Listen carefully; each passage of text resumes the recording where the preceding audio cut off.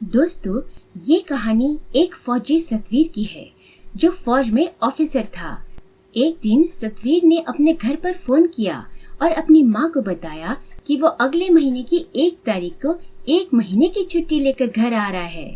सतवीर की माँ अपने बेटे की इस बात को सुनकर काफी खुश हो जाती है और वह सतवीर के पिता और पत्नी राधिका को ये खुशखबरी सुनाती है कि सतवीर अगले महीने की 1 तारीख को 1 महीने की छुट्टी लेकर घर आ रहा है। इस बात से पूरा परिवार खुशी से झूम उठता है। सतवीर के माता पिता और पत्नी राधिका अब 1 तारीख का इंतजार बड़ी बेसब्री से कर रहे होते हैं और आखिरकार वो दिन आ जाता है। सतवीर के माता पिता और पत्नी राधिका सतवीर को लेने रेलवे स्टेशन जाते हैं, जहां वो सतवीर का इंतजार कर रहे थे। सतवीर जैसे ही ट्रेन से उतरता है, वो सबसे पहले अपने माता पिता के पैर छूता है और उसके बाद अपनी पत्नी राधिका को गले लगाता है। पूरा परिवार सतवीर को देखकर भावुक हो जाता है और फिर सब घर को निकल जाते हैं। घर पहुंचते ही सतवीर की माँ और उसकी पत्नी राधिका ने सतवीर के मनपसंद का खाना बनाया, जिसे खाकर सतवीर काफी खुश हो जाता है।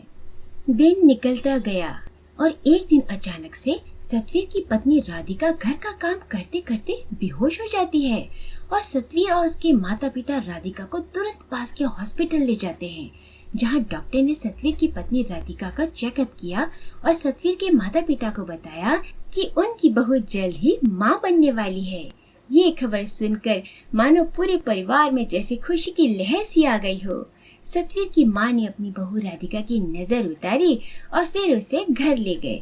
घर आकर सतवीर अपनी पत्नी राधिका का काफी ख्याल रखता है और उसे बोलता है कि हमारी बेटी हो या बेटा, दोनों में से कुछ भी होगा, वो भी मेरी ही तरह देश की सेवा करेगा। इस बात पर सतवीर की पत्नी राधिका भी राजी होती है।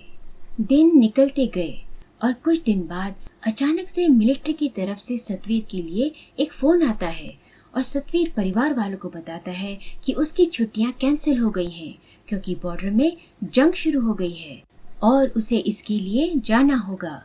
परिवार सतवीर की इस बात से काफी दुखी हो जाते हैं और भारी मन से सतवीर को जंग के लिए भेजते हैं। कुछ समय बाद अचानक से सतवीर के घर मिलिट्री की गाड़ी आती है, जिसमें सतवीर की बॉडी होती है। इसे देखकर पूरे परिवार के ऊपर मानो दुखों का पहाड़ टूट जाता है। समय बीतता गया और 7 महीने बाद सतवीर की पत्नी राधिका ने एक बेटे को जन्म दिया और राधिका भी प्रण कर लेती है कि उसका बेटा भी अपने पिता की तरह फौज में जाएगा और देश की सेवा करेगा। 23 साल जैसे तैसे बीत जाते हैं और इसके साथ ही राधिका का बेटा मनवीर भी बड़ा हो चुका होता है और वो भी अपने पिता की तरह फौज में ऑफिसर बन जाता है।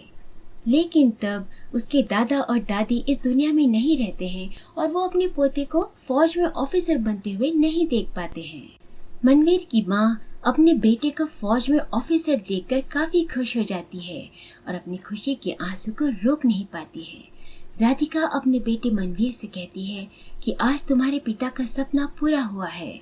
वो चाहते थे कि उनका बेटा हो या बेटी, जो भी हो, लेकिन वो बड़े होकर फौज में जाएगा और अपने देश की सेवा करेगा। मनवीर अपनी माँ से बोलता है कि आप मेरे बिना कैसे रहोगे? आपको बुरा नहीं लग रहा मैं आपसे दूर जा रहा हूँ? इस पर माँ अपने बेटे मनवीर से कहती है, बुरा तो लग रहा है, लेकिन परिवार से पहले तुम्हारा फर्ज है अपने देश की सेवा करना, जो अक्सर तुम्हारे पिताजी भी कहते थे। समय बीतता गया और राधिका अपने पति को याद करके समय निकालती रही। साथ ही अपने बेटे मनवीर के साथ फोन पर भी बात कर लेती थी, तो उसी से वो खुश हो जाती थी। कुछ समय बाद राधिका को एक मिलिट्री फंक्शन की तरफ से एक लेटर आता है, जिसमें उसके बेटे मनवीर को परमवीर चक्र देने की घोषणा की जाती है। राधिका की खुशी का ठिकाना नहीं रहता है और वो खुशी खुशी अपने बेटे के पास इस फंक्शन में अटेंड होने के लिए जाती है, जहां उसके बेटे को परमवीर चक्र से नवाजा जाता है। तभी मनवीर की माँ राधिका के पास एक रिपोर्टर आती है और उनसे पूछती है कि आपके पति भी फौज में थे और फौज के दौरान ही उन्होंने अपने देश के लिए अपने प्राण की बलि दे दी। इसके बावजूद भी आपने अपने इकलौते बेटे को फौज में जाने दिया।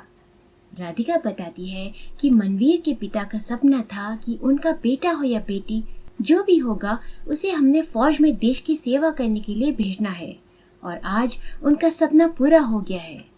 इस पर वहाँ सभी बैठे लोग इस बात पर खड़े होकर तालियां बजाते हैं और उन्हें दिल से सैल्यूट करते हैं।